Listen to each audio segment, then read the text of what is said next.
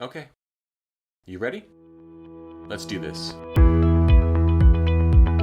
You're listening to Explore Magazine's Live the Adventure podcast. This is the podcast that delves deep into the outdoors, will inspire, inform, and get you stoked to explore. And I'm your host, David Webb.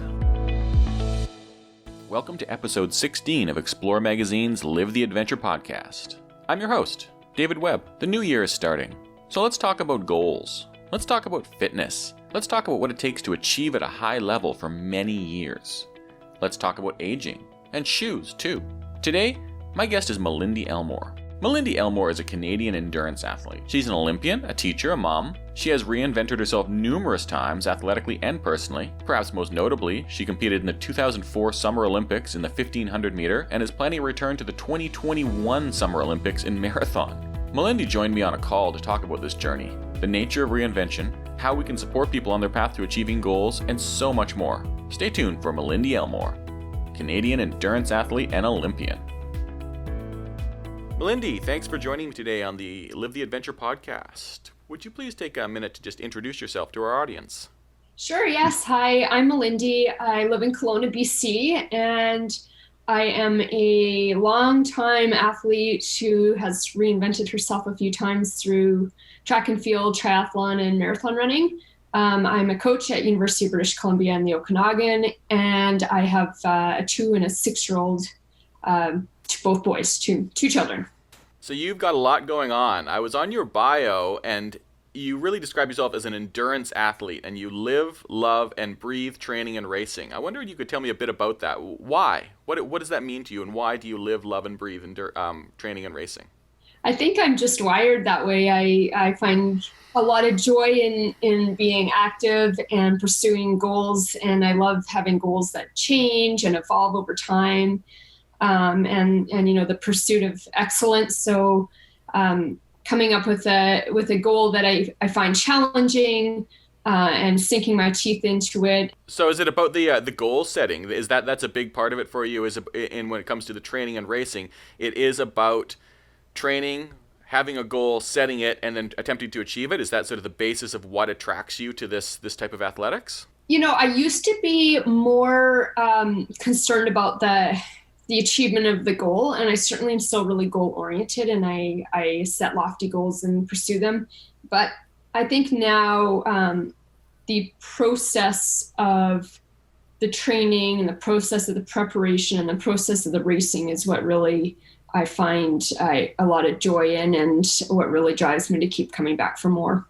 And now, speaking of coming back for more, you've had quite a bit of success in your career. I wonder if you could take us through a few of your highlights over the past quite a while, of the past maybe 20 odd years. Some of the key moments so our listeners can get a sense of what you've been up to. Sure, absolutely. Well, I really fell in love with running as a child. I did lots of other sports too growing up, but by my high school years, I knew that I wanted to run, and that's where my passion lay. And so I went to Stanford University on an athletic scholarship and ran track and field there, and was on an amazing team. Super inspiring people, and people I learned a lot from and continue to. And I set the school record in the 800 and the 1500 while I was a student athlete at Stanford. Wow. And then graduated in the following year, moved back to Canada to University of Calgary to do a master's, and made the Olympic team in the 1500 that following year in 2004. So I competed in Athens, and that was a pretty remarkable experience, especially since it's the birthplace of the modern, the old Olympics as well. And you know, I had my family there, and I was young, I was 24. It was really a highlight of my life. And, you know, just went through many amazing years of being a professional track and field athlete on the international circuits. So raced in Europe, in the Caribbean, in Asia, in Africa, traveled all over the place, met amazing people, went on great training camps, met my husband. Like it just brought me so many opportunities through my 20s that I'm really grateful for. Yeah, again, I was reading up on you before this interview, and I noticed that it says in your bio at about 12 years old, running sort of struck you, and you wanted to be an Olympian. And now you started your bio there just now about your scholarship to Stanford. Now, obviously, you didn't just materialize that. You were quite competitive through your teenage years. But I wonder, how was that dream supported? When you're 12 years old and you want to be an Olympian, I mean, it might be something a lot of 12-year-olds say. I want to be an Olympian at this, thing that I'm just getting into all of a sudden. But how was that supported and fostered and then made real?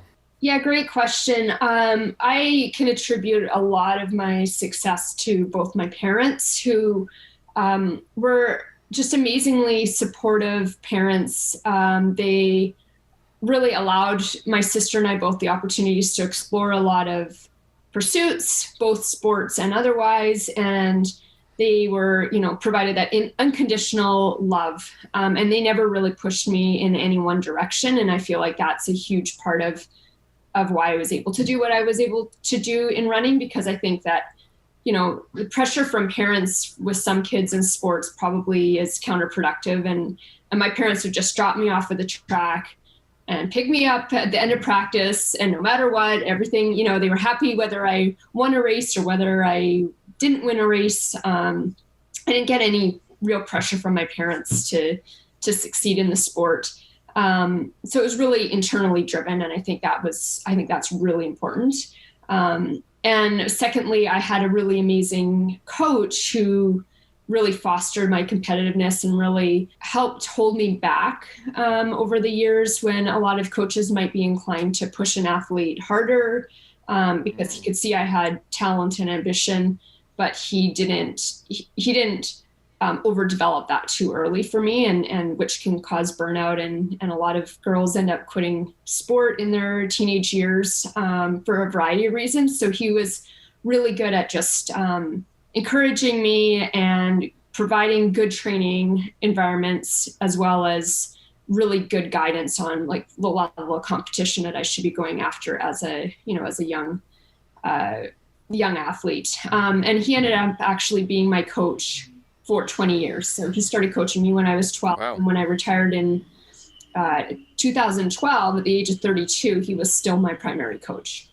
That's amazing. And, that's really interesting insight that you've just given about the idea of, say, you want to be an Olympian at the age of 12, and your parents, whatever they thought about that, whatever they thought, just allowing you to be the person you are, allowing you to go forth, and allowing you to train and compete, and having a coach that actually, like you said, held you back to try and preserve this from a real long-term goal, because we see so much of this in parenting and coaching where kids are really pushed and driven to succeed, and is your belief that is the opposite of what we should be doing? We should be really encouraging people to just find it within themselves and to be more long-term goal-oriented?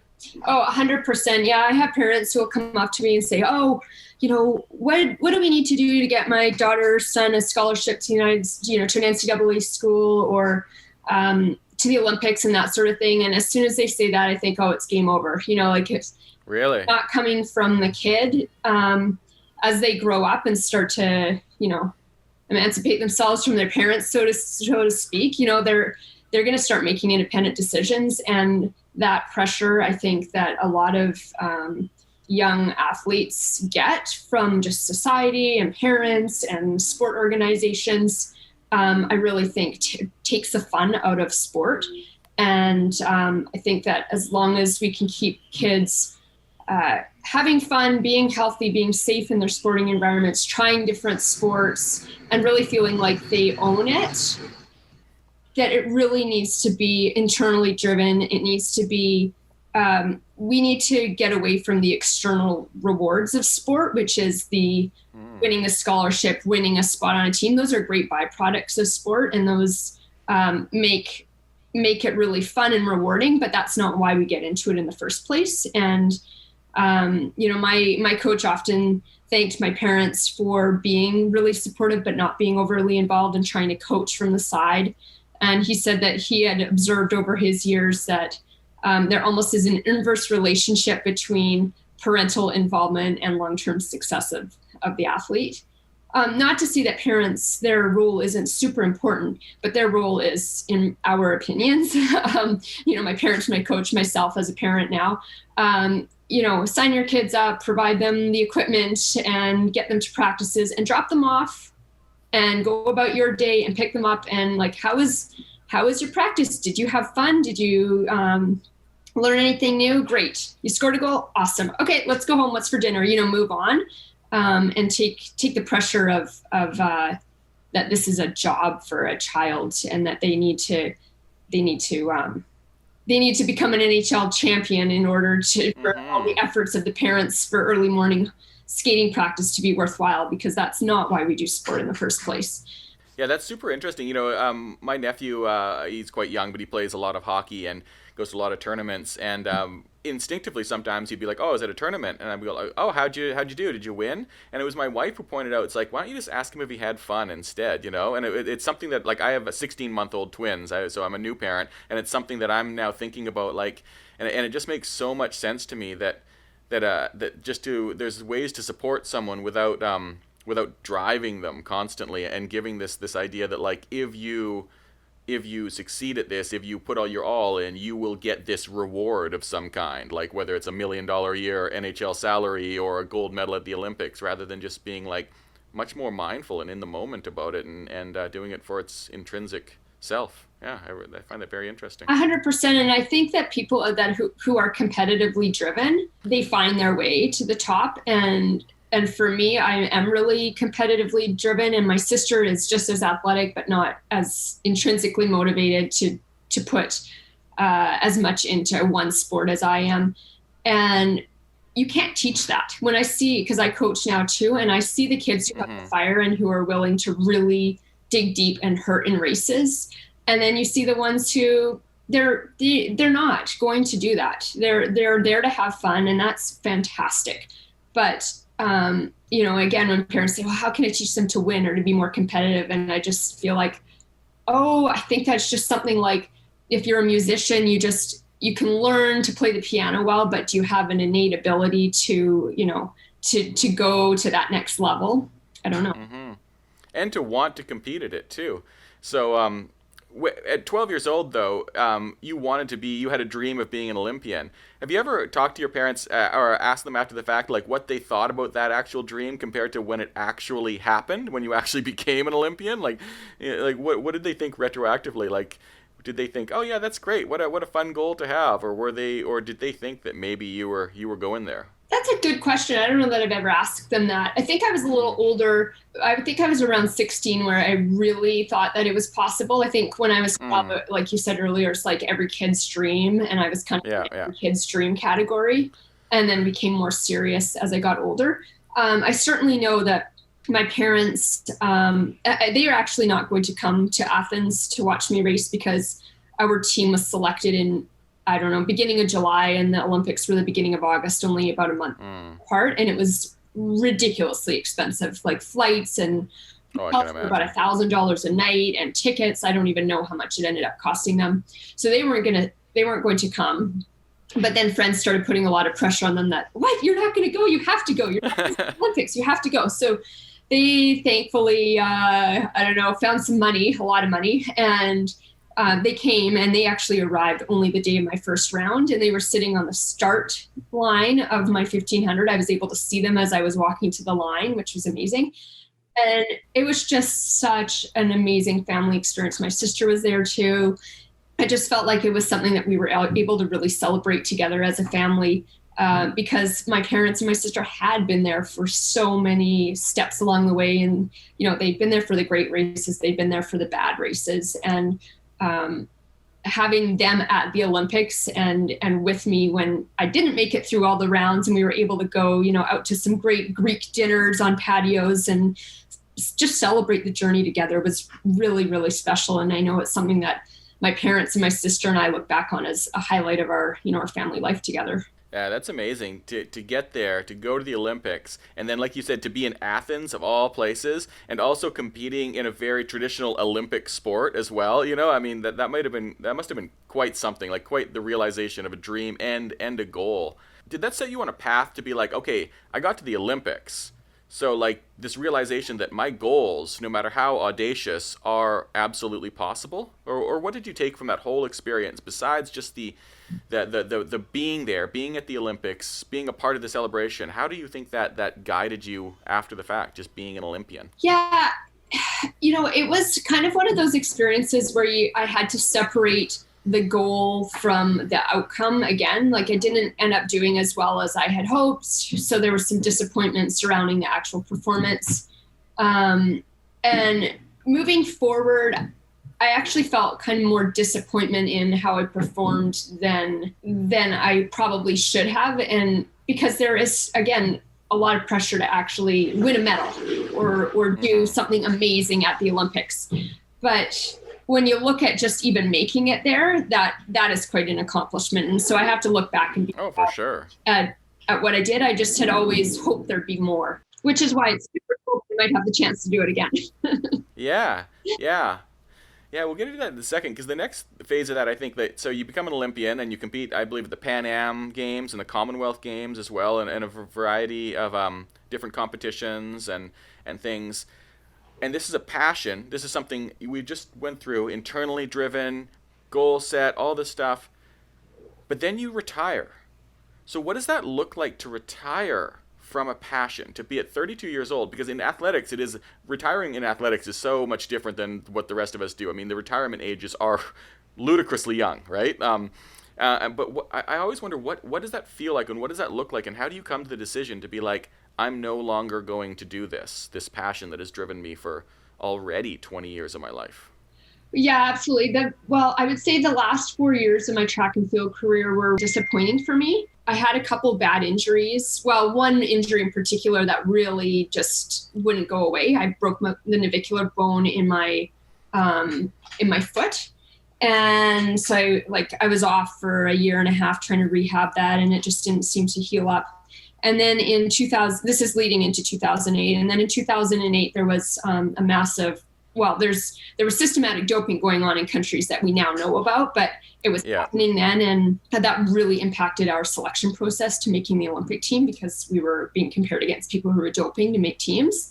Mm-hmm. And so I actually was the first person not to make the Olympics in the 1500 that year. And I had the broken foot. And then I spent, the next 3 or 4 years just trying to chase the goal to get back to the games and to get my foot healthy, and dealing with kind of the stress and disappointment and frustration of what was going on with the doping scandals. So by the time 2012 came along, I would fairly say I was burnt out, but I felt like I needed to at least see through the 2012 season before I retired, because I owed it to myself and my coach and my husband. Mm-hmm. Well, he's still my husband, but we were married then, to end on a good note. And then I didn't make that team. So I was really, really ready to walk away in 2012. And I really wanted to have kids. And, you start getting the pressure that, you're like at your peak age athletically, your peak age to have children. I also was interested in starting, a career outside of athletics.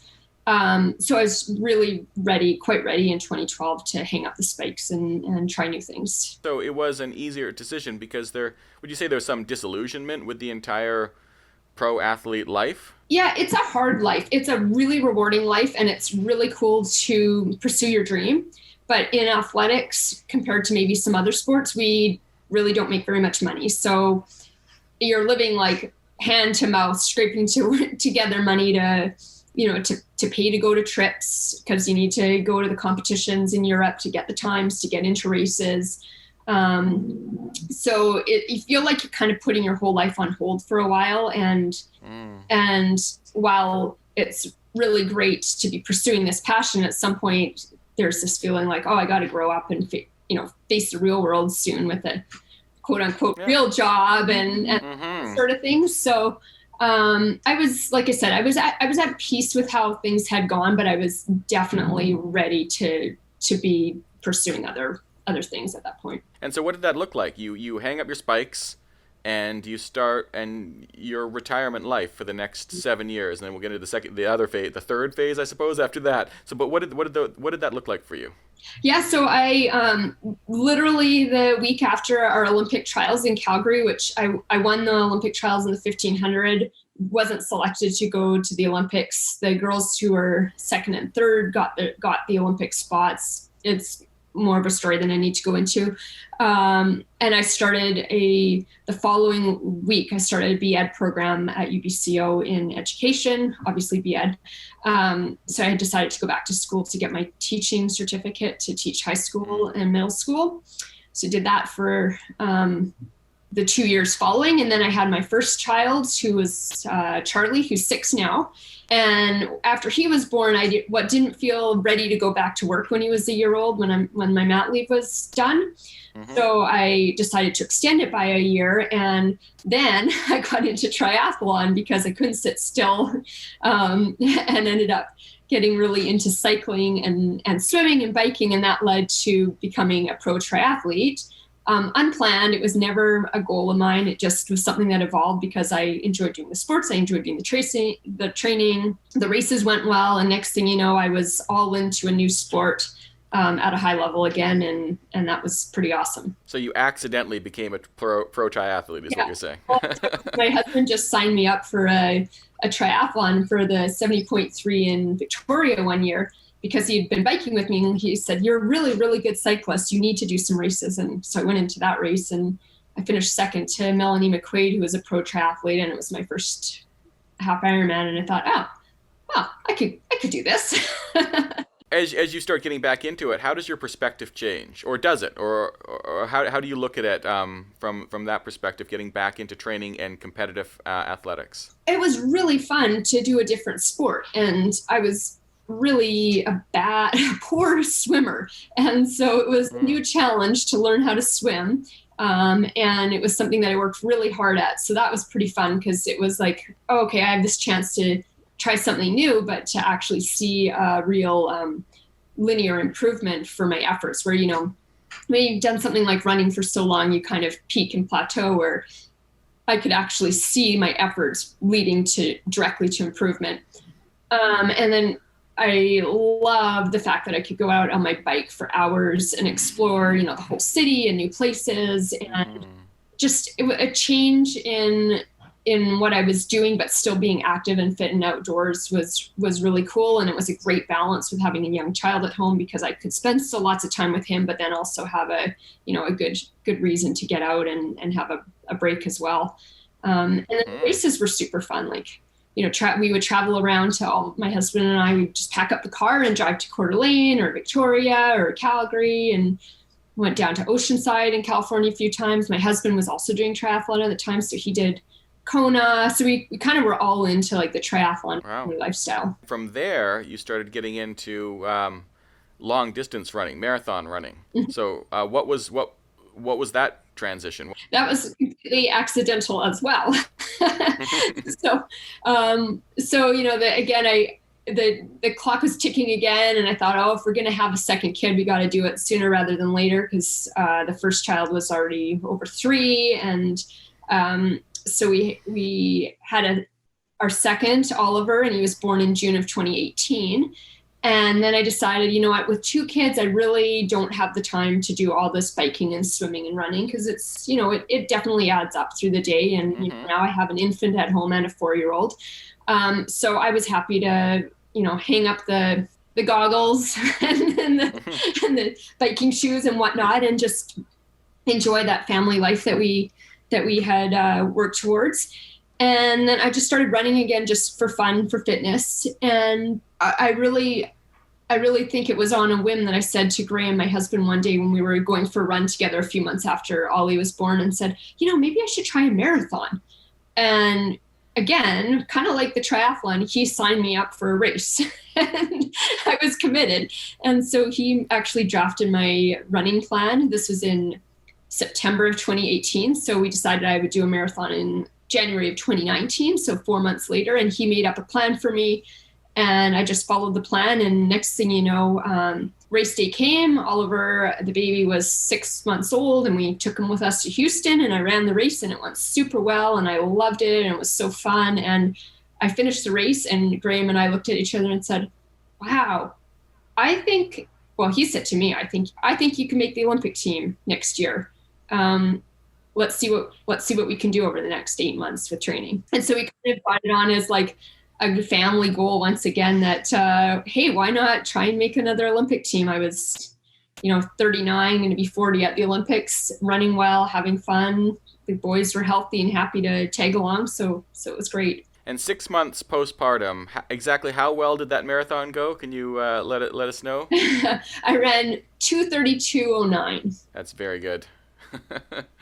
And since then, you've beaten that record, correct? Your personal record to clinch the Canadian women's marathon record. And that was earlier this year in 2020? Yeah, they were exactly a year apart. They were both in Houston in January. So I had planned to do a marathon in October in Toronto because the winner of that race, if they ran under 2:29:30, would be guaranteed a spot in the Olympics for Canada. So my plan actually had been to run Toronto Waterfront Marathon, but only about a week or 10 days before that race, I got a hamstring injury and I was unable to race. So thankfully it didn't last for too long and we were able to kind of shift our focus. And then I decided to run in January instead of October. And, things were going really well this time last year. My running was feeling really good and workouts were going really well. So we knew going into the race that running a Canadian record was quite a possibility, but that wasn't, again, when I go back to, earlier conversations, that wasn't the ultimate goal. The goal was really to see how fast I could run and to really execute a really good race. And if I did everything that I thought I could do, and if I was smart about my hydration and my pacing and my fueling and my training going into it, it would be a good day. Yeah, that's amazing. It's funny listening to these stories about from when you were a teenager and college and in your 20s, and there is this constant theme of passion-driven, internal-driven, and then support. And not driving, cracking the whip, heavy pressure support, just a husband who's like, yeah, you should do this, and then just signs you up for the race, and it's like, yeah, go run the race, and it's a really interesting combination to see, like, this is how you can succeed at a high level, be driven by passion, and then have people in your life who support you in a way that is meaningful. I think it's a good lesson for a lot of people to take. I think you've just hit the nail on the head. I can't speak more emphatically about what you just said about being two real keys to success. And I think that there's probably lots of other examples in other disciplines and, that people do that really, those are two key ingredients for sure. So after running the marathon and you were going to go to the Olympics this year in Tokyo. And then, of course, we all know what happened there. But as far as we all know, they're happening next year in Tokyo, the Olympics. And are you planning on competing next year? Oh, 100%. I'm optimistic that we're going to have an Olympics next year. I believe so, yeah. So it's just between now and May when the team is officially named. As long as, two people don't run faster than I have run last year, I think that I have a very good shot of being on that Olympic team. So if I'm doing my math correctly, that's 17 years between Olympics? Yeah, it would be 17 years, yes. So how does that feel? How do you wrap your head around that? I mean, that could be an entire career could happen in that time that you've took apart. Easily. More than two careers could happen in that entire time. So how do you feel about that statistic? Yeah, I think it's just really amazing, and it makes me laugh out loud, literally, because I never would have expected in 2004 if you had told me then that, oh yeah, you won't make other Olympic teams for, the next 1, 2, 3, 4 games. and then you'll come back at 41 in a different sport, basically, like the 1500 and the marathon are so different, and you'll be loving it. And I think that's one of the cool things about life is we don't have crystal balls and we don't know what our future holds. But really cool things can happen when you kind of follow what you love to do. And so looking forward to these, hopefully being in the Olympics next year, how does that differ? Like, if you can think to yourself, in 2003, leading up to the 2004 Olympics, how did you feel then versus how do you feel now? Is it the same? Is it totally different? Are your expectations the same? What is different about these? What does 17 years bring in perspective? Well, I feel like I'm almost a different person, right? 17 years later now, having kids and being established in real adult life instead of, when you're 23 and you're just fresh out of university, your level of awareness of the world and how the world works is very different. I think that I'm in a better position now because I'm really happy with where I'm at in life, regardless of the outcome. And I think that takes pressure. If we talk again about pressure to succeed and pressure to achieve goals, I can really focus on the process and the steps needed to execute a great race without worrying about what it means in the big picture of my life. Because at the end of the day, my life doesn't change dramatically. I still have these two amazing little kids who basically are my priority now. And I have a job that I love. And so it's just, it feels to me now like it's the cherry on top, and it's the reward for all these years of hard work and getting through a lot of, there were a lot of disappointments along the way too. There's been amazing highlights, but I've had broken bones and not made teams and sorts of things. So it just feels like it's come full circle. Yeah, I can definitely relate to the cherry on top. And I think that is something that maturity brings to you, no matter what your lot in life is, whether it's a family or something else that you have. Because I think of that too, during the uncertain times this year in the pandemic, I sometimes thought like, oh, okay, what does my career hold? And then you think it's like, well, I mean, whatever it is, I've still got my kids and my wife and my family and my dog, so it'll be fine. You know what I mean? And I think that is that big picture, and that overarching view is powerful to have. And it really, I don't know if there's any substitute beyond experience or age or whatever you want to call it to bring that into your life. Yeah, absolutely. At 39. Or 30, 40? How old? Sorry, if you don't mind my asking, are you? Well, I'm 40 now. I was 30 when I ran the race last year, but then, then a year went by, I had a birthday. Yes, that happens, yeah. Now, understanding that the 1500 meter and the marathon are two different disciplines, very much so, but how does one, for my own personal information and hopefully for our listeners, how does one continue to train at a high level as we age, and how do you go about that differently, and how do you address the issues that come up as you age versus things that you might not have to deal with 17 years ago, 20 years ago? Yeah, well, how do you approach that? Good question. I mean, I think for me, two things were that I've had a lot of natural breaks within the career. So besides the injuries, like I described before, I had, I retired. I took some time off to go back to school. I took some time off for being pregnant and postpartum recovery. I did 3 or 4 years of endurance training as a triathlete instead of the same sport. So I've kind of really broken my intensive years of training into smaller chunks. I think if I had gone straight through 17 years with no breaks, then I wouldn't be where I am today. And I think that those are sort of like blessings in disguise that have allowed my body to have these regenerative periods of time. Secondly, I think when you get to your later 30s, 40s, beyond, that you need to account for different things than when you're 20. Like your level of human growth hormone and regenerative hormones and that sort of thing that happen while you're sleeping to help heal you faster. The whole reason why kids grow so quickly that we see them literally grow overnight, like those are healing properties, right? That help in your 20s to recover from hard workouts and races faster as well. Like I have to build in more recovery into my training cycles, so I can't go hard days as close together. I can't run as fast as I could 17 years ago. I cannot do on track what I was able to do in my 20s, but I don't need to for the marathon.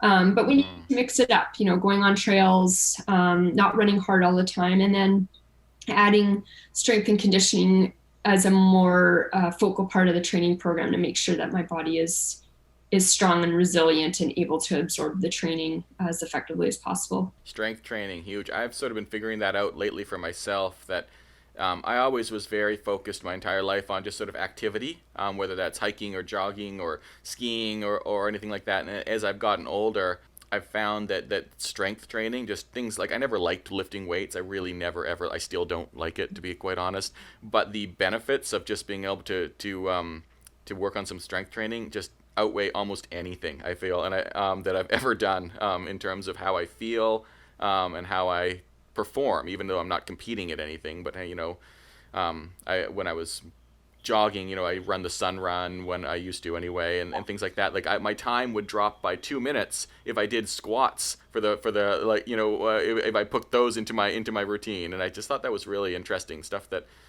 looking at this more whole approach of ensuring your body is strong and heals and resting and all these things that you mentioned, I think is very important for anyone, but particularly as you get past 30 maybe.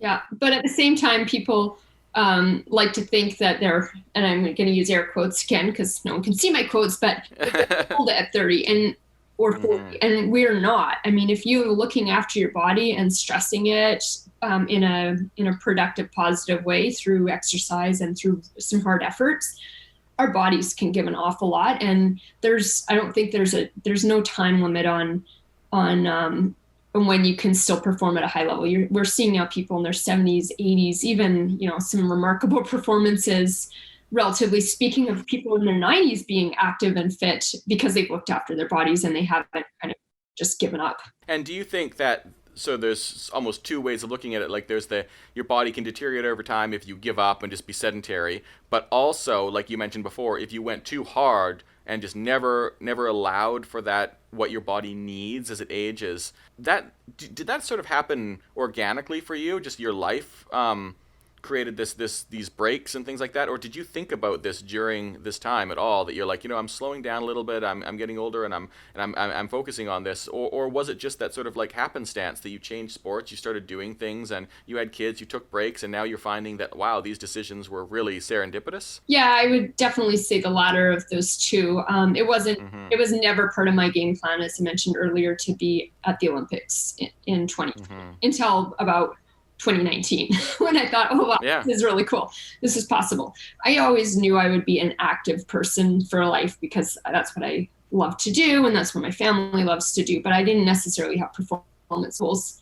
But I think that as an athlete and someone who's done this sport a long time, I know when I can push hard. And, for example, I did a really hard running session yesterday. I did 12 by 1 kilometer as pretty much as fast as I could go. And today I'm stiff and my legs are tired and sore and heavy. And so I don't even worry about what my Garmin tells me as I go for a run. I just let it run. It's slower than usual. My legs are heavier than usual. I'm not trying to force a pace. I'm not thinking, oh, I need to run this fast. I just need to get out there and do what I would call active recovery. So I think like letting go of metrics sometimes is also a good thing.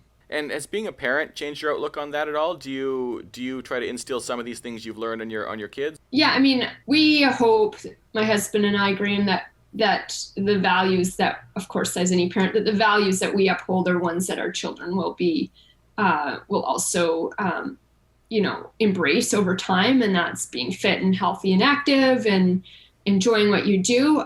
They see us a lot, doing the hard work and going to races. And I think we would be surprised if they weren't drawn towards the sport at some point in their lives, just because, you see children and musicians often follow in the footsteps, and not because we'd be forcing them to, but it's partly what they're exposed to and partly what they see us doing. But kind of like our earlier conversation, I think my goal as a parent is to expose my kids to as many different things as possible and give them options. And what they really gravitate towards is what I will support them in. Yeah, and circling back to what we talked about to begin with about, not putting too much pressure on a kid and stuff, do you worry about an inherent pressure as they start to understand that their mom is an Olympian? Well, that they might start to feel that be like, okay, you're not putting that pressure on them, but they're out there, and maybe a coach is like, this guy's the kid of an Olympian, do you worry about those external factors at all? Well, we haven't mentioned that my husband went to 2 Olympics as well in the 1500. Oh, okay. All right. Well, then we can double that pressure or not. Yeah, so that's very interesting. I should have asked that. But yeah, so yeah, that furthers my question. That furthers my question then. Yeah, we'll see. There's some really interesting studies on genetics, and I think it was Epstein wrote a book. Oh boy, what was it called? I'll have to. Maybe we can look it up and add it later. But talks about the actual statistical prevalence of children to get the genes to be successful in the same way as their parents are really low, is what I'm trying to say. So, like, statistically speaking, my kids probably have a better chance than kids who don't have two Olympian parents at being gifted athletically, but they also have a really good chance of just being normal and average as well. So there's no guarantees there. But, you know, going back to what I've always said is I want them to be active. I want them to enjoy sports. I want them to find something that they are passionate about pursuing, whatever that is. I think that's the most important thing. I don't want to have apathetic kids who just want to sit around and aren't interested in anything. Well, it sounds like you're well on your way to solving that problem by just the family involvement in everything you do. I don't foresee that being a problem for you. Well, my 6-year-old's pretty funny now because, like, he got a new bike this summer and then he came running in. He's like, does someone have a Garmin and a Garmin mount so I can, you know, put this Garmin on my bike and link it to Strava? And so laughing. And then Saucony sent him some shoes and he's like, but do I get Endorphin Pros too, Mom? That's Saucony shoes. And I'm thinking, oh my goodness, like, you don't, like, the things that you're picking up just from listening to your parents talk, you're already starting to internalize. I feel like I just found out about Strava like last year and he's already on. He has his own account. Yeah, that's awesome. That's awesome. You know, it's interesting that you mentioned Saucony because I connected with you through that brand who is your sponsor, correct?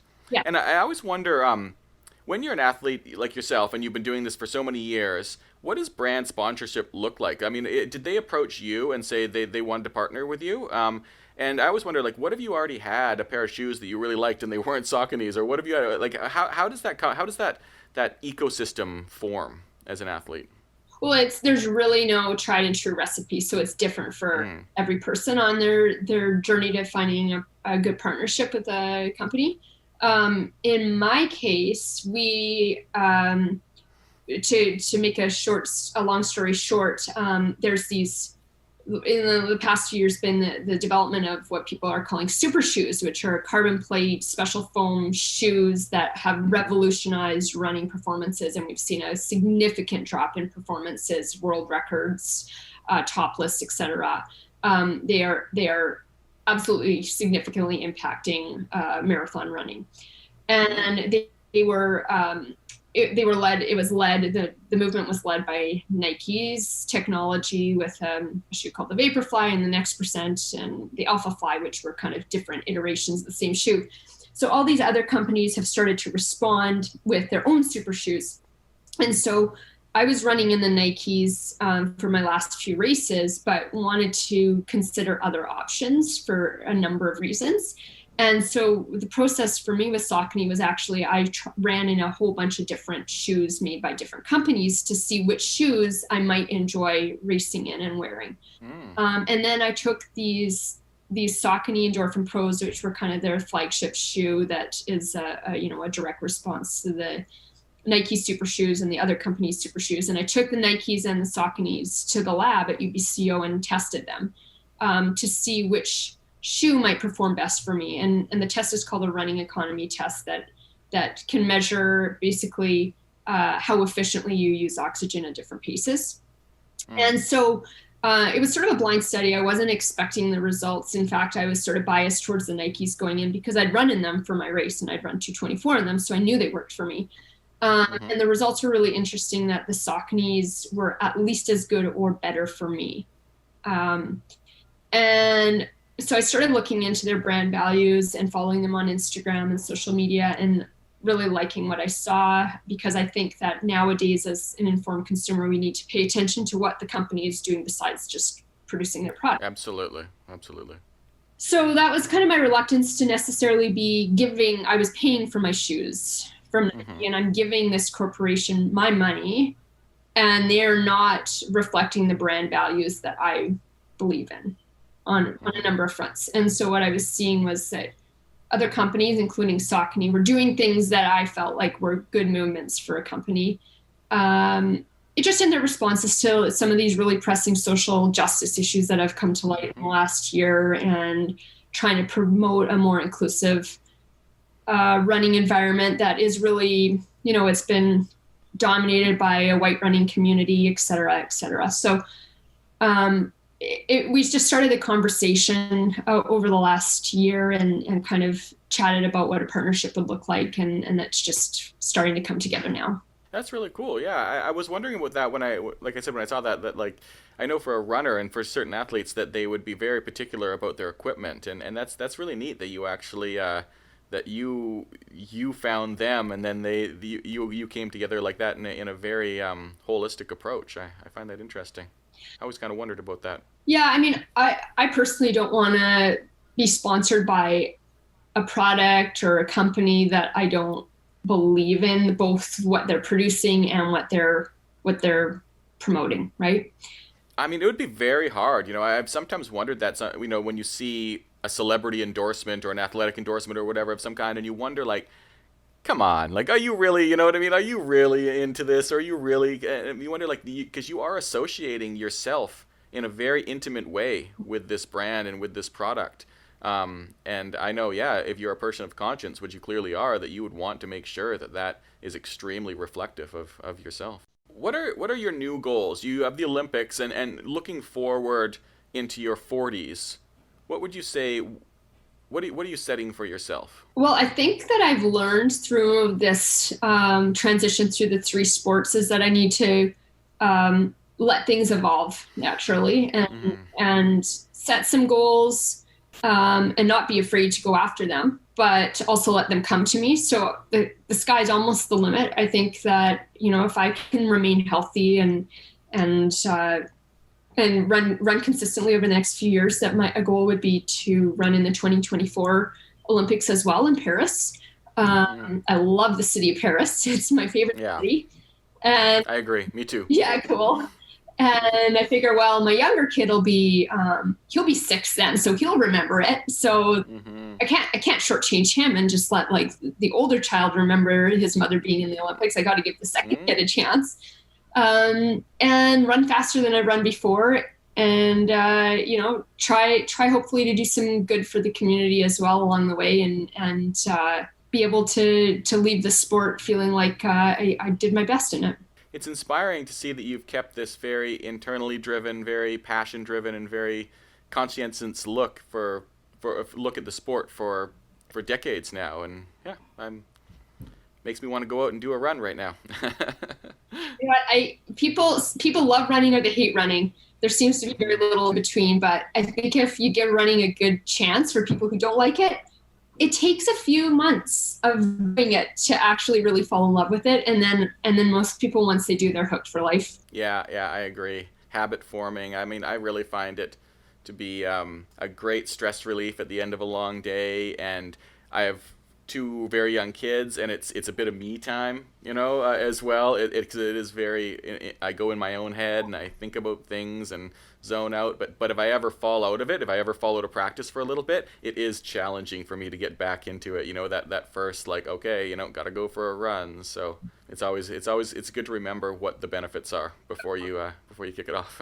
I totally hear you. I'm the exact same way. And I think what you just said about the getting in the zone and that space that you allow, that time, that space that you allow your head and on a run to just naturally have like a flow of ideas and thoughts that just come organically is such a special time. And that's giving yourself like that time and space to have those moments, those aha moments. I come up with my best ideas when I'm running. Rarely have the time and energy to actually see them through when I get home, but I know they're there. And I feel like it's sort of unique in a sport like that that allows you that internal monologue, because I think some other sports, you're necessarily engaged. Like if I go for a long bike ride, I don't get in my head as much. It's a bit more technical, you know what I mean? Like you're concentrating on the technical aspects, or some other sports. Like there's probably a couple other that are like running, but running is a big one for me for I don't know, mental health as well as physical health, I guess. Oh, it's 100% mental health is a huge part of it. And I know a lot of people love to listen to music or podcasts when they run, but I don't, just for that very reason, is if you give yourself the chance to unwind, it is a really cool experience. Awesome. Well, that was really enlightening. I really appreciate your insights, and I'm really happy to talk to you today. So thanks for making the time. Yeah, thanks. You too. And I'm enjoying listening to you and some other guests and topics. So thanks for your good work. Oh, good. Thank you. Isn't it nice to know your best days aren't necessarily behind you? Isn't it inspiring to know you can end one path, one dream, then pick up another, that reinvention and long-term success is within your grasp? I hope you learned a lot from Malindi's story today. I know I did. Oh, and that book? It's The Sports Gene by David Epstein. I plan on reading it. Thanks for tuning in today. I'm David Webb. Happy New Year, and hey, live the adventure.